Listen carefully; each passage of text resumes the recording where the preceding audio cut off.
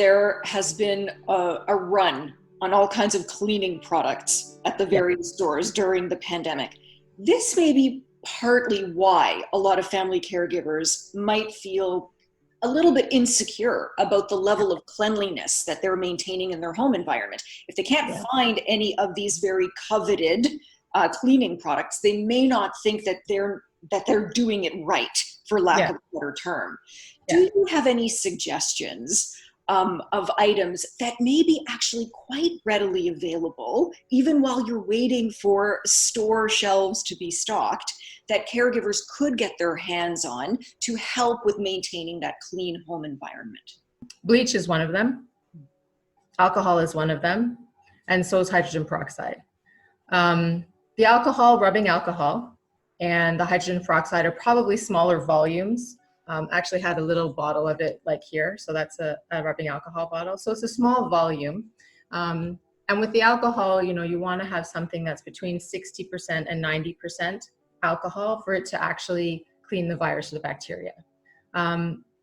Alcohol being a solvent, you just want to be careful. Like you wouldn't want to put it on finished wood because that will take your wood finish off. But metal, countertops, faucets, door handles, all those things you can just put some on a cloth, rub it all over the surface. You could let it sit for a second and then you can rub it off. Friction helps. So the more you rub a surface, the more that you'll remove some of the virus. So you don't necessarily have to dilute either of those things, the peroxide, the hydrogen peroxide, or the alcohol, but there's some recommendations on the website links that we'll provide. In terms of just regular old bleach, which I have, on the back of all the bleach, they have actually just how to dilute bleach into a surface cleaner on all the bottles, which I didn't actually know until I actually had a close look. Anyway, so it tells you how to mix, and you just basically cover the surface, let it sit for a second, and then you can wipe it all off. What you want to do is remember is how often should I be cleaning? So high touch surfaces, they're talking about recommending, at least 3 times a day if you want to touch those high touch surfaces. That may not be feasible. I know people don't like cleaning, but I think that if you're conscious of it, those places that you move through on the regular. I can remember that when I had COVID actually. So when I was sick, I remember the pathway from my bedroom to the bathroom that I was using.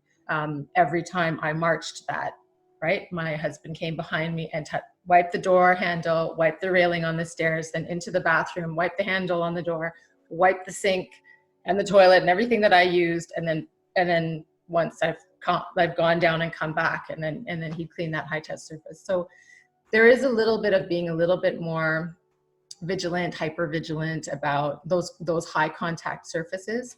But if you think about it, they make sense, right? Every time you come in and out of a door, you touch a handle. You're up and down the stairs, you're probably using the handrail. The other, like counters in the kitchen, 100%, counters in the bathroom, 100%, faucet handles constantly, fridge handles constantly.